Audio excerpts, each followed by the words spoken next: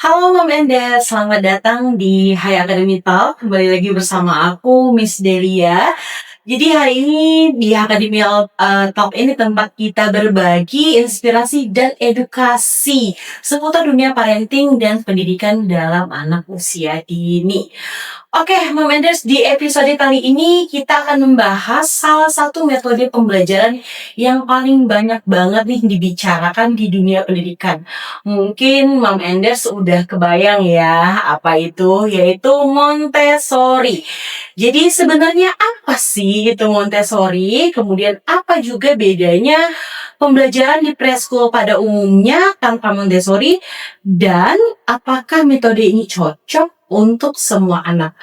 Oke, langsung aja Mam Enders. Hari ini kita sudah ditemani oleh narasumber spesial dari Montessori Trainer yang saat ini sedang memberikan pelatihan kepada seluruh teacher di High Academy Preschool. Langsung saja, halo Miss Dinda. Hai, Delia. Iya, makasih loh Miss Dinda udah meluangkan waktunya untuk berbincang-bincang sama kita hari ini. Sama-sama, terima kasih juga. Oke, mungkin Mam Enders penasaran nih Miss Dinda, sebenarnya sosok Miss Dinda ini siapa ya? Boleh mungkin perkenalan diri terlebih dahulu Miss Dinda. Boleh. Hai Mom Dad, perkenalkan saya Dinda, nama lengkapnya Dinda Rizky Kusumawardani. Latar belakang pendidikan saya S1 dan S2 dari kurikulum UPI. Saat ini aktivitas saya memberikan training terkait dengan Montessori dan juga mungkin beberapa topik terkait pendidikan anak usia dini.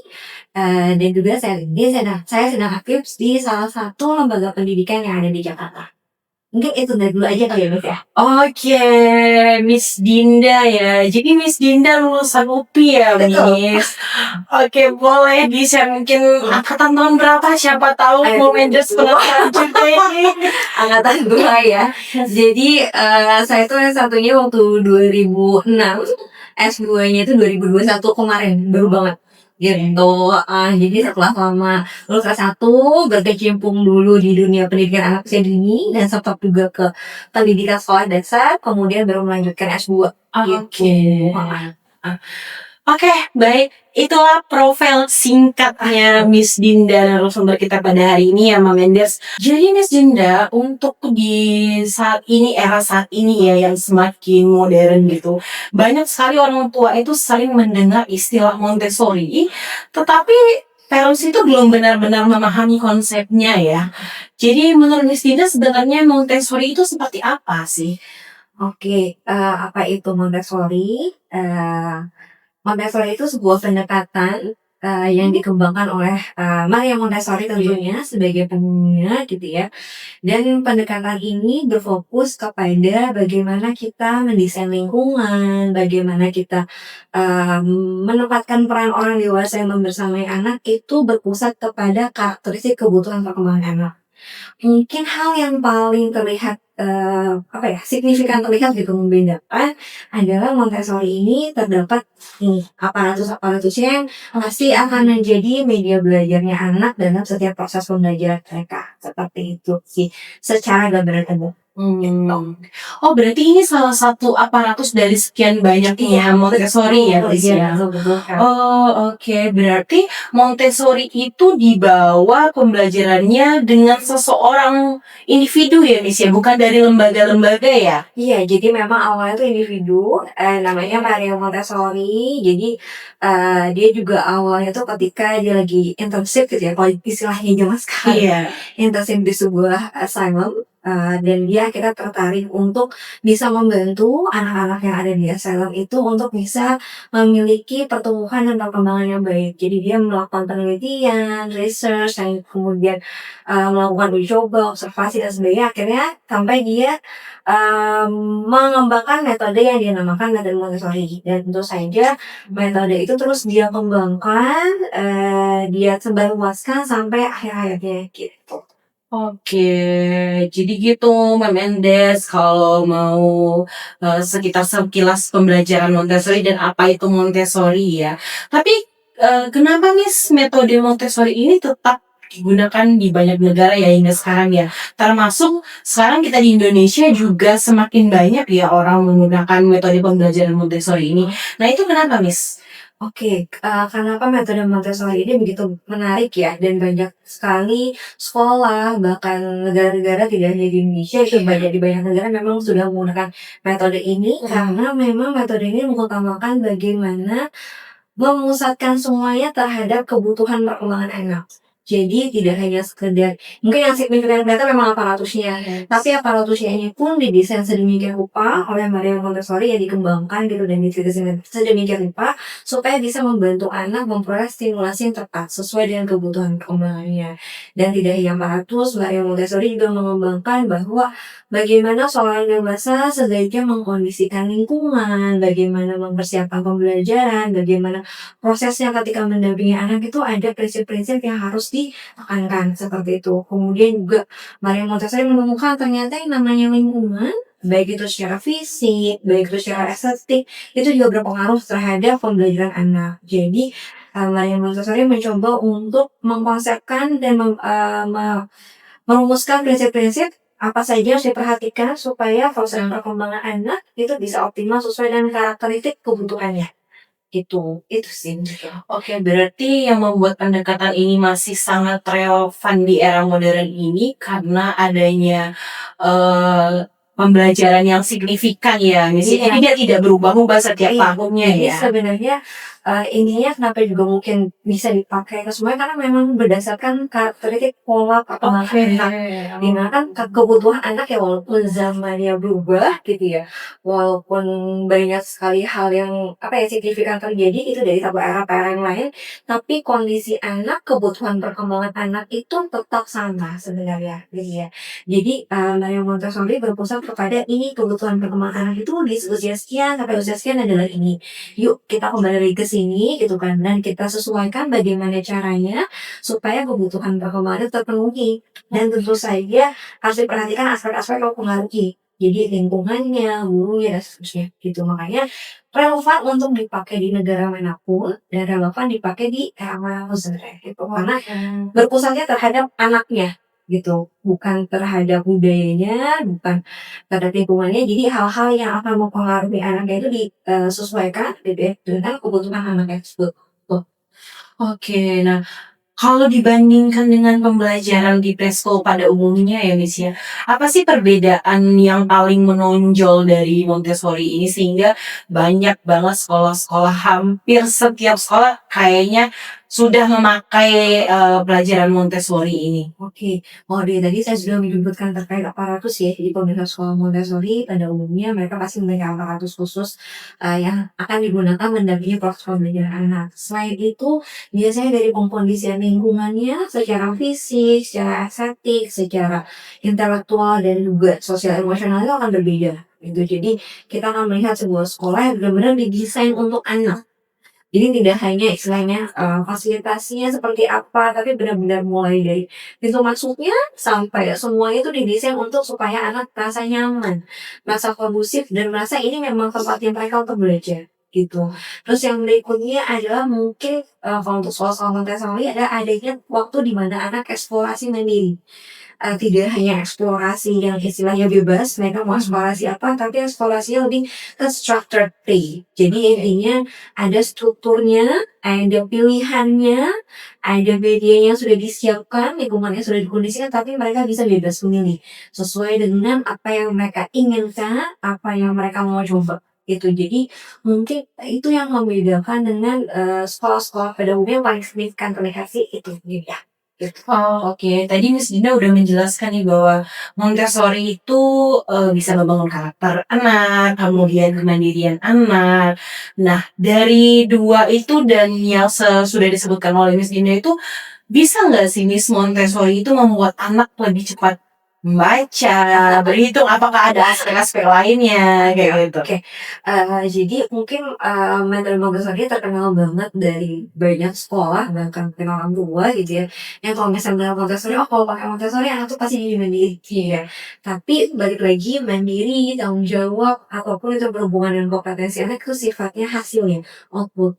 Di Montessori ini, kita akan menekankan kepada bahwa prosesnya itu yang harus kita optimalkan. Kayak step by step-nya tuh seperti apa. Contoh misalnya, oke, kita pengen anak kita jadi mandiri nih di sekolah gitu. Nah, untuk supaya dia bisa menjadi mandiri, bagaimana seorang guru harus memposisikan dirinya? Bagaimana sebuah lingkungan didesain sedemikian rupa supaya anak itu bisa eksplorasi mandiri tanpa banyak intervensi atau bantuan dari gurunya, seperti itu. Dan misalkan contohnya apakah juga terkait dengan apakah dengan menggunakan metode Montessori bisa mempercepat nih atau Mhm. kemampuan mereka bisa Mhm. belajar membaca, Iya. menulis dan begitu. Kembali lagi selama bagaimana sekolah dan gurunya memberikan prosedur step by step sesuai dengan kebutuhan perkembangannya, itu akhirnya mereka bisa membaca, menulis dan itu pasti bisa. Selama prosesnya itu sesuai dengan memang kebutuhan perkembangan anaknya gimana. Misalkan anak usia 3 tahun, dia sudah kelihatan nih tertarik dengan yang namanya mengenal banyak kosakata. Iya, Apakah betul. langsung dikasih drill dengan buku, tulisan sebagainya, kita lihat nih karakter kebutuhannya apa. Nah, untuk akhirnya dia, menuju ke membacanya, kita mulai dari titik kebutuhan perkembangannya di mana. Mungkin di 3 tahun yang bisa kita lakukan untuk membaca adalah mulai ngasih banyak gambar, Iya. terus kita kasih banyak bercerita sama mereka, atau bernyanyi gitu. Itu juga termasuk hal-hal yang bisa kita lakukan untuk membantu mereka, supaya bisa mereka tertarik semakin mau tahu tentang membaca, gitu. Jadi kembali apakah bisa mempercepat atau tidak selama kita bisa mengikuti prosedurnya, step by step-nya, sesuai dengan kebutuhan dan usia anaknya, itu pasti anak-anak bisa. Gitu sih. Oke, berarti tidak hanya mandirian aja ya, Miss Dinda ya. Tergantung bagaimana setiap sekolah mengaplikasikan dalam penggunaan Montessori ini ya, Miss ya. Jadi kalau Mama Enders bilang adakah jaminan anak, adakah jaminan anak biasanya kan para parents itu kan menanyakan kan biar agar dia lebih paham ya, Miss ya, dengan kondisi anaknya seperti apa gitu. Jadi kita balik lagi tergantung pengaplikasian sekolahnya itu menggunakan Montessori itu sebagaimana dan apa ya namanya itu sepaham mungkin lah menggunakan aparatus Montessori ini gitu. Nah, by the way, Miss Dinda ini sudah berkecimpungan di dunia Montessori ini sudah berapa lama, Miss Dinda? Kalau misalnya dibilang udah berapa lama, mungkin kalau dihitung dari awal banget sampai sekarang udah 14 tahun kali ya. Wah, udah 14 tahunan ya, Miss ya. Betul. Berarti udah lama banget ya. Oke, berarti udah Miss Dina nih udah banyak nih pengalaman-pengalaman dalam terhadap anak yang mempunyai sifat berbeda-beda, Miss ya, unik-unikan masing-masing gitu. Mungkin ada anak yang sering tantrum gitu. Mungkin ada anak yang banget dari awal sampai akhir gitu kan. Mungkin juga ada anak yang eksplorasinya tinggi gitu kan. Terus kreativitasnya tinggi. Ada juga anak yang nggak bisa diem. Maunya habis ke aparatus ini langsung ganti aparatus lain. Itu pasti ada ya, Miss ya. Oke, jadi menurut Miss Dinda, apa sih sejauh ini yang lebih penting dari sekedar mengajarkan membaca atau berhitung sejak dini?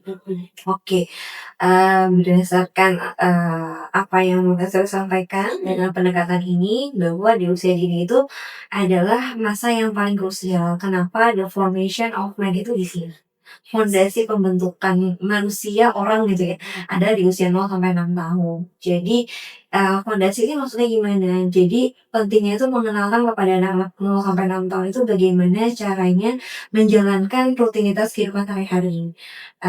Kan ketika, anak itu lahir ke dunia gitu ya, anak itu sudah diberikan, anggota badan tubuh yang lengkap, Yes. gitu, dengan indranya. Nah, yang mereka butuhkan adalah bagaimana sih caranya memanfaatkan apa yang mereka punya itu untuk bisa diaplikasikan dalam kehidupan sehari-hari mereka.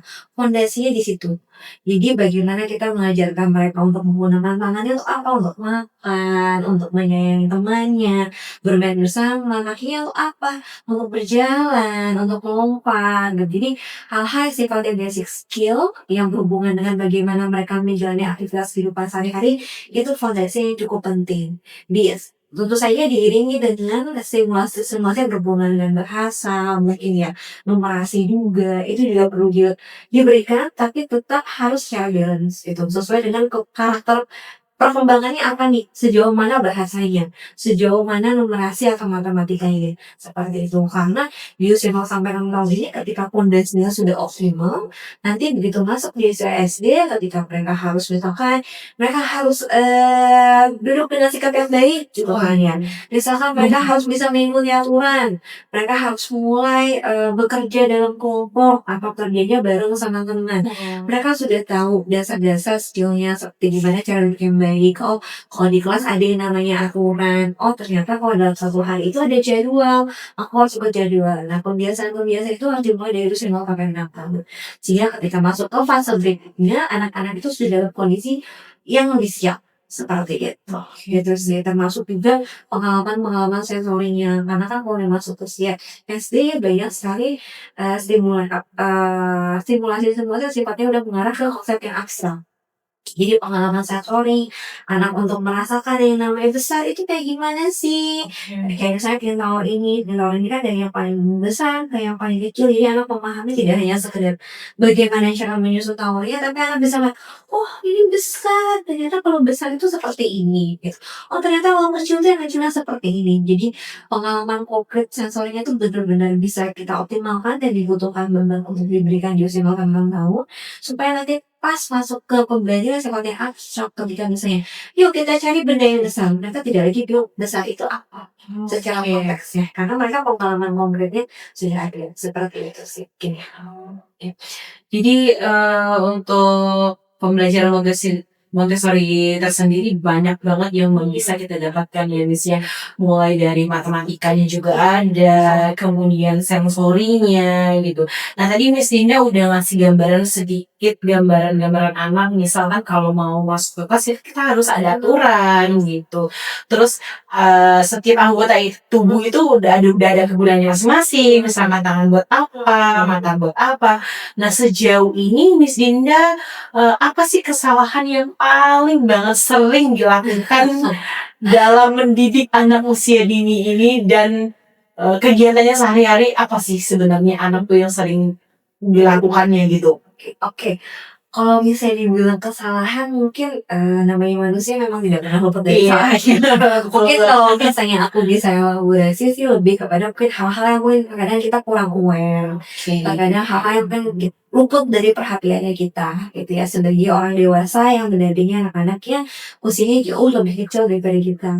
Jadi kadang yang saya suka lihat atau perhatikan adalah ketika kita kadang suka melakukan hal yang sama, seperti yang kayak kita lakukan pada saat kita dididik oleh orang dewasa pada zamannya kita seusia itu, gitu. Jadi, padahal anak-anak ini ya tetap mereka punya karakter, pola perkembangan yang sama, itu pasti kebutuhannya ada, tapi kan kebutuhan itu kemudian harus dilihat konteks lingkungannya sekarang seperti apa. Oh iya benar. Gitu kan, orang dewasanya sekarang tuh yang mendampingi anak ini seperti apa, gitu ya. Jadi kadang kita mencoba hal yang literally persis sama 100% ke anak-anak yang mungkin saat ini lingkungan gitu dan masyarakatnya berbeda dengan zaman waktu kita masih dulu kecil gitu ya. Walaupun secara pola perkembangan itu masih sama, tapi lingkungan dan masyarakat juga menjadi sesuatu yang harus kita perhatikan pada saat kita mau memberikan pendidikan ke anak ini gitu.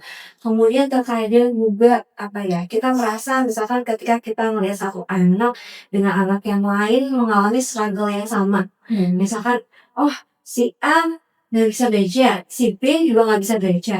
Tapi sebenarnya walaupun kelihatannya masalahnya sama, tapi kan setiap anak punya potensi dan keunikan masing-masing. Bisa saja solusi yang harus kita berikan kepada yang anak yang A dan kepada anak yang B itu berbeda. Gitu karena baik lagi kebutuhan dasar sama, tapi kebutuhan dasarnya ini bisa sangat beragam. Bagaimana cara menstimulasinya karena anak mereka tumbuh di lingkungan yang beragam. Gitu ya. Jadi ininya kadang itu hal-hal yang kita suka luput aja gitu, luput kadang atau lupa. Tidak apa ya, bukannya dari suatu kesalahan gitu, tapi sesuatu yang mungkin kita harus coba untuk sering reminder aja ke diri kita. Itu sih mungkin sih. Oke, mungkin dari kesalahan itu kita bisa memperbaiki ya Miss ya. Jadi apa yang kurang, mungkin apa yang belum kita pikirkan, tiba-tiba dari kesalahan tersebut kita bisa melangkah ke yang lebih baik lagi. Nah, ngomong-ngomong soal Montessori itu tadi kan kita udah sedikit banyaknya ngebahas ya, Miss, ya. Apa itu Montessori, kemudian peran Montessori dalam pembelajaran di sekolah, kemudian aparatus-aparatus Montessori, itu sedikit banyaknya kita udah bahas. Nah, sekarang yang parents harus tahu nih, Miss, bisa nggak sih Montessori itu dilakukan di rumah, Miss? Apakah Eee, bisa hanya di sekolah ataukah aparatusnya bisa kita bawa pulang, anak-anak bisa lebih berkreasi di rumah, itu Oke. seperti apa, Miss? Oke, apakah Montessori ini hanya bisa dipakai di jenjang sekolah aja? Sebenarnya tidak. Kalau kita mau memulai di rumah itu bisa banget Oh, gitu ya. Karena oke. kalau misalnya balik lagi ke Montessori-nya, jadi di Montessori itu kan ada 5 area ya, Guys, ya. Iya. Ada practical life, Mhm. ada sensorial, ada bahasa atau language, ada matematik, sama yang terakhir adalah hal gitu. Apakah 5 area ini ketika mau diaplikasikan di rumah dengan konteks di sekolah harus persis sama? Disesuaikan itu harus disesuaikan dengan apa yang mau distimulasi di rumah nih, gitu. Kalau misalnya ditanya berarti kalau misalnya kita mau mulai di rumah, baiknya memulainya gimana? Bisa memulai dengan cara yang sederhana adalah membiasakan anak punya rutin yang baik dulu atau jadwal gitu. Jadi apakah harus langsung ke alat punya nih gitu ya, itu bisa nanti pelan-pelan kalau di rumah bisa nabung dulu gitu ya, sedikit-sedikit gitu ya. Tapi yang pertama kali kita bisa memulai adalah untuk membiasakan rutin. Karena di sekolah kan mereka punya rutin juga ya, punya jadwal. Jadi anak-anak baik juga di rumah kalau di rumah juga punya jadwal. Jadi anak itu memahami bahwa, oh ternyata yang namanya kita menjalani aktivitas sehari-hari, dimanapun kita berada ada yang namanya jadwal, schedule gitu kan ya, rutinitas yang harus diikuti. Jadi anak-anak tuh tahu dari mulai bangun tidur sampai tidur lagi itu seperti apa sih, kayak gitu. Jadi mulai dari mungkin kalau untuk di rumah bisa dimulai dari dulu, dan terus kalau misalnya untuk hal-hal yang lain yang sifatnya lebih signifikan kelihatan gitu ya, Iya. visible gitu apa. Misalkan kita pengen anak kita nih yang udah usianya 3 tahun gitu ya, pengen, mereka bisa makan sendiri gitu ya. Nah, makan sendiri itu kan tidak hanya sekedar anak dikasih makanan, terus dia makan sendiri gitu ya, tapi proses makan itu sebenarnya dimulai dari ketika anak mengambil peralatan makannya gitu kan, terus dia makan, dia merapihkan gitu kan, terus habis itu setelah itu misalkan kadang ada yang nambah sikat gigi atau apa tergantung bumbu dari culture-nya masing-masing ya di keluarga. Nah sehingga mama ayah di rumah bisa memulai dengan misalkan peralatan makan yang akan digunakan anak coba disimpannya di tempat yang anak itu bisa jangkau. Gitu, jadi misalkan disimpannya di laci yang rendah di bawah gitu kan. Terus dikondisikan juga mungkin peralatan makannya memang peralatan makan untuk anak gitu ya. Mau pakai materialnya apapun silakan. Tapi pastikan itu memang peralatan untuk makan. Bukan peralatan mainan yang kayak tahu kan ya, mainan-mainan yang suka Iya, dipakai iya. gitu. Nah, jadi memang peralatan makan yang bisa dipakai sama anak. Kemudian dikondisikan di bagian yang memang anak bisa jangkau sehingga ketika dia mau makan anak tahu, "Oh aku ngambil piringnya di sini," gitu. "Sendok aku ada di sini." Jadi dia tidak lagi, apa ya, tidak lagi sedikit-sedikit langsung minta, "Mama mau makan, Iya. papa mau makan." Jadi mereka bisa mulai ngambil sendiri gitu ya. Termasuk juga, eee, mungkin, kalau misalnya memang ada makanan-makanan yang misalnya untuk anak-anak masih kecil itu beda itu ya makanannya, ya berarti harus diajarkan makanan untuk kamu tuh ada di tempat makan yang mana, ini untuk orang dewasa. Jadi hal-hal seperti itu. Intinya ketika kita berharap atau berekspektasi atau pengen untuk anak bisa mencapai satu kompetensi tertentu, upayakan kita juga memfasilitasi dari segi lingkungannya, dari segi kita orang dewasa bagaimana untuk support-nya, kayak memberikan arahan, mendampingi, instruksinya, dan seterusnya. Gitu sih sebenarnya untuk di rumah. Oke, berarti kalau untuk di rumah ini penerapan-penerapan yang lebih, detail lagi ya, Miss, ya. Nah, itu yang tadi masalah aparatusnya itu kan, Miss, bisa ya enggak ya, Miss, aparatus itu di bawah rumah atau apakah orang tua mau menerapkan pembelajaran Montessori di rumah ini, mereka harus membeli alat-alat Montessori yang mahal biar bisa menerapkannya di rumah, kayak gitu, Miss? Kalau itu, untuk memulai Montessori itu tidak kalau untuk di rumah ya, kita jadi berbicara soal di rumah, itu tidak harus selalu ada aparatusnya, cuman kalau misalnya mom and dad punya gitu ya, punya rezeki lebih gitu, kalau pengen Mhm. pengen punya di rumah ya silakan. Tapi kalau buat di rumah saya merasa yang paling utama adalah mom and dad sama anak punya rutinitas, punya jadwal, punya aturan gitu ya. Karena dengan membiasakan itu di rumah, anak juga merasa sama aja kayak di sekolah gitu. Di sekolah ada rutinitas, ada jadwal, ada aturan gitu ya. Berarti anak bisa menemukan konsistensi order keterawuran, di mana anak-anak di usia 0 sampai 6 itu sebenarnya butuh yang namanya peraturan.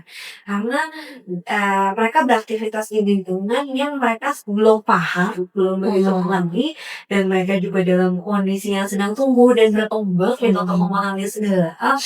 Sehingga kalau misalnya mereka bisa menemukan adanya konsistensi, bisa Iya. menemukan adanya keteraturan, itu akan membantu mereka untuk merasa lebih nyaman. Karena mereka tahu kalau kayak gini, abis ini apa, kalau abis ini apa. Jadi mereka merasa safe dan aman ketika mau beraktivitas, seperti itu sih. Jadi kalau aparatus ini aku kembalikan ke mom and dad, kalau memang punya rezeki lebih silakan, tapi kalau misalnya, pengen memulai tanpa aparatus pun untuk di rumah bisa. Sesederhana punya rutin sama anak, mengkondisikan barang-barang yang ada di rumah yang memang akan dipakai anak itu di tempat yang memang anak bisa akses dan gunakan, seperti itu. Oke. Nah, tadi Miss Dinda ada bicara tentang konsistensi anak ya, Mhm. Miss, ya.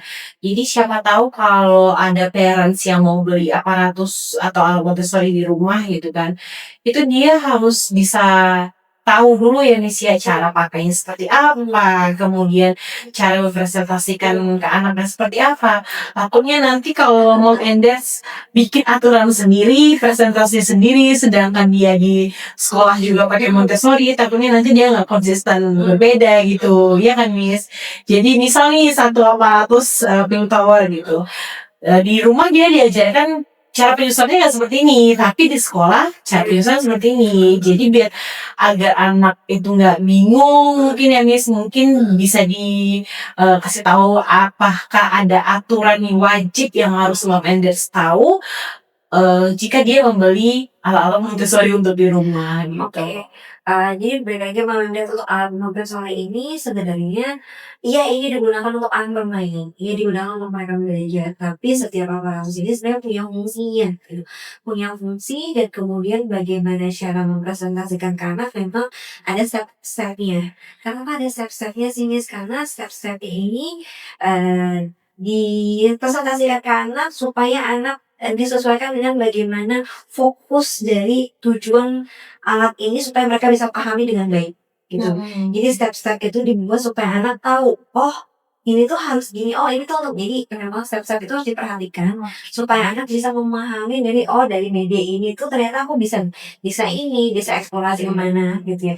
Dan mungkin ini jadi suatu ide juga nih, kalau mom and dad misalkan nih gabung sama Hai Akademi, Iya. terus kan kejar-kejar di sini udah di-training ya tentang Montessori, yang mungkin nanti bisa bikin event di mana parents-nya belajar dari teacher-nya tentang penggunaan alat. Jadi misalkan kalau ada parents yang mau nih menggunakan Montessori di rumah, jadi bisa belajar dari teachers-nya kayak kayak gitu. Oke. Jadi supaya apa yang diterapkan di sekolah dengan apa yang diterapkan di rumah bisa sama gitu. Itu sih mungkin tiba-tiba ada ide.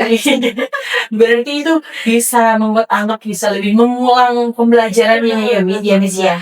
Jadi kalau misalkan mereka udah habis nih waktunya di sekolah, jadi mereka bisa lanjutnya di rumah. Itu nggak apa-apa kan, Iya, Miss? bisa bisa.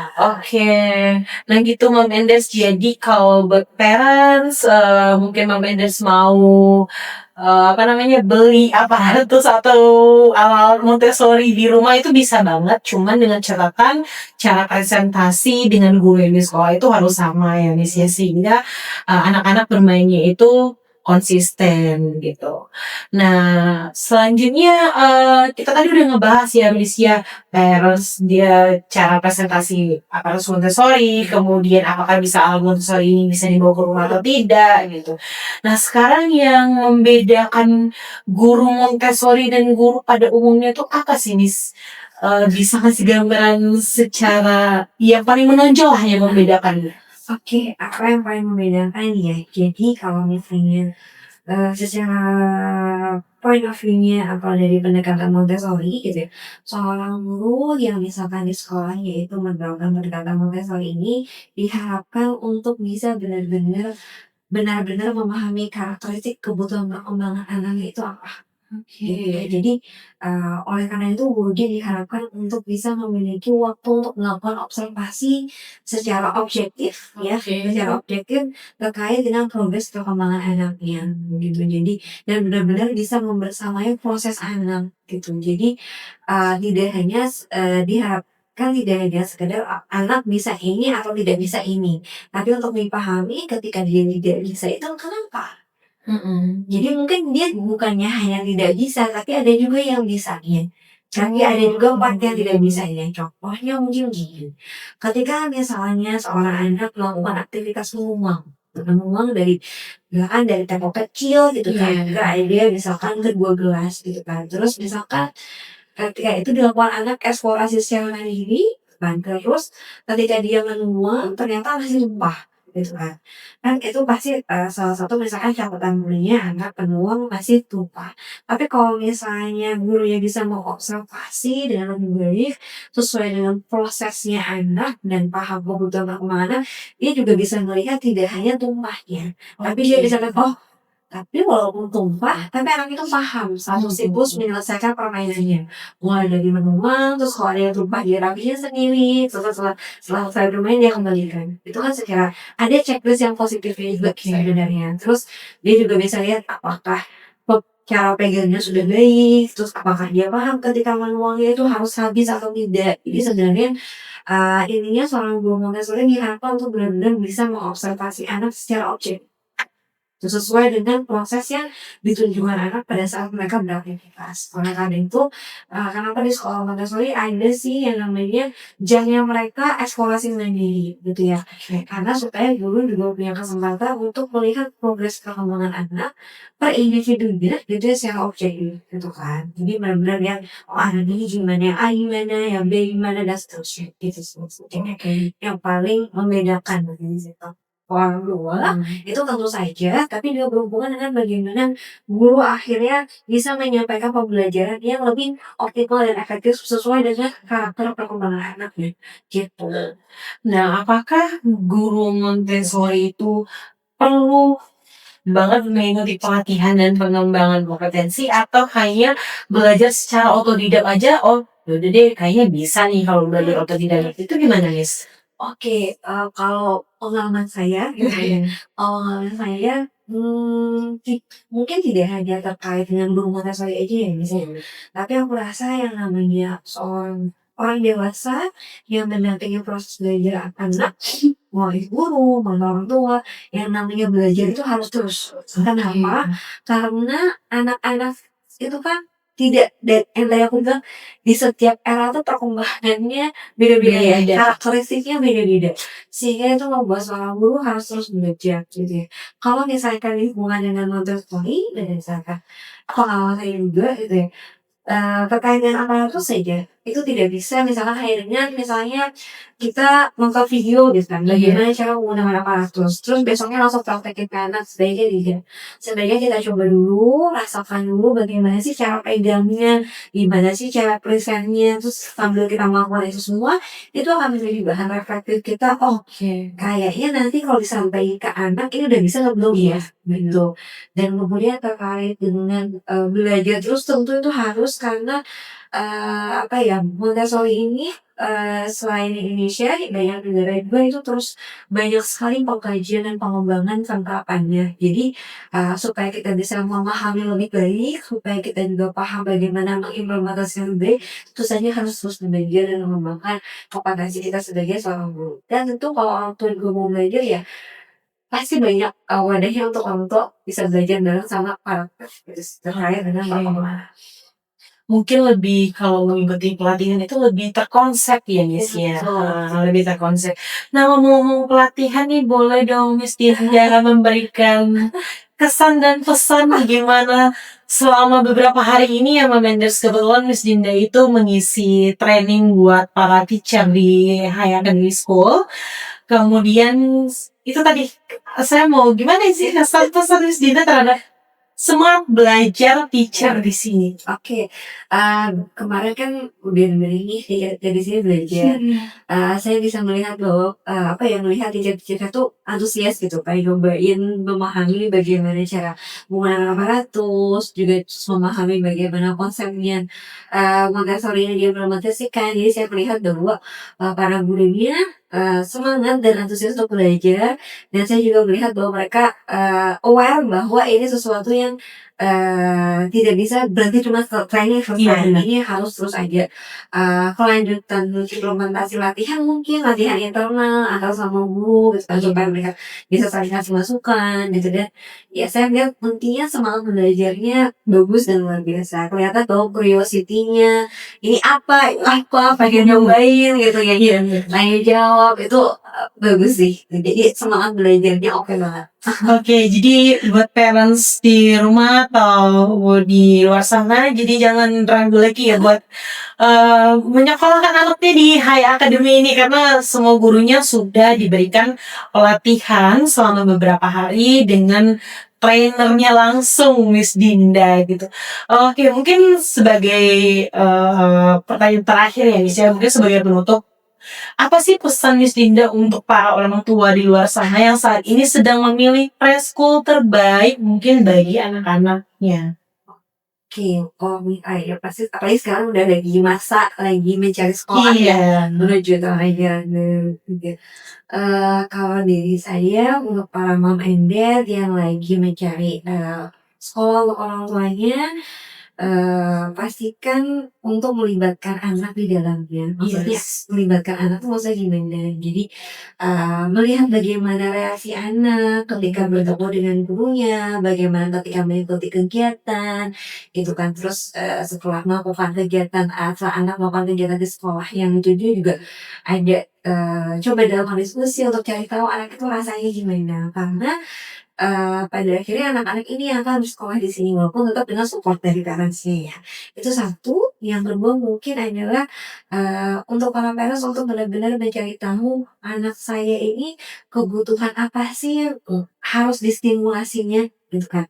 Yang memang harus kebutuhan stimulasinya cukup, banyak atau misalkan yang butuh banget konsisten gitu ya untuk distimulasi ke, kebutuhan perkembangan anaknya. Jadi mencari sekolah yang sesuai dengan kebutuhan perkembangan anaknya, mom and dad masing-masing itu harus cari tahu gitu ya. Jadi kayak anak saya mungkin kelihatan nih misalkan cukup aktif gitu kan ya, berarti cari sekolahnya harus seperti apa ya? Atau misalkan ada anak yang seneng banget, berkomunikasi, seneng banget berbicara lebih dari satu bahasa, berarti mesti cari sekolah yang bisa Iya. memfasilitasi apa nih? Jadi intinya pertama libatkan anak, yang kedua adalah, pahami kebutuhan perkembangan anaknya Mama ini itu apa yang dibutuhkan, itu sih Pak. Oke, sejauh ini mungkin sudah cukup jelas banget ya tentang penggunaan Montessori, apa itu Montessori. Oke, terima kasih banyak Miss Dinda atas semua ilmu dan insight yang telah dibagikan hari ini buat mungkin sejauh sebelumnya parents belum mengerti apa itu Montessori, mungkin dengan adanya penjelasan dari Miss Dinda membantu mereka terbuka, oh berarti Montessori itu seperti ini, berarti pentingnya Montessori dalam pembelajaran itu seperti ini. Oke. Jadi semoga obrolan kita ini bisa membantu para orang tua memahami bahwa pendidikan anak usia dini itu bukan hanya tentang akademik ya Miss Dinda ya, tapi juga membangun karakter, kemudian ada kemandirian, rasa ingin tahu, dan kepercayaan diri anak itu sejak dini harus dibentuk mulai dari kecil seperti itu. Oke, sekali lagi thank you banget ya Miss Dinda. Semoga Miss Dinda juga sehat selalu dan bisa memberikan informasi-informasi yang lainnya kepada parents atau orang tua di rumah. Oke, parents, kemudian setelah kita berbincang-bincang, ke Miss Dinda tentang Montessori. Kemudian di Hai Academy Preschool ini kami juga berkomitmen meningkatkan kualitas guru melalui berbagai pelatihan, salah satunya pelatihan Montessori agar setiap anak itu mendapatkan pengalaman belajar yang terbaik. Nah, kalau Mom and Dad ingin melihat langsung suasana belajar di Hai Academy Preschool, boleh banget, boleh tanya-tanya, boleh hubungin admin kita atau boleh hubungin sosial media kita melalui Instagram, TikTok, itu boleh banget. Boleh juga kalau Mom and Dad mau kunjungan langsung atau melihat langsung school tour, boleh. Itu kita buka untuk umum. Dan mengikuti, kita juga ada beberapa kegiatan ya untuk sekarang ini trial class dan itu free, tidak dipungut biaya sama sekali. Oke, Mom and Dad, mungkin itu saja. Sampai jumpa di episode Hai Academy Talk selanjutnya.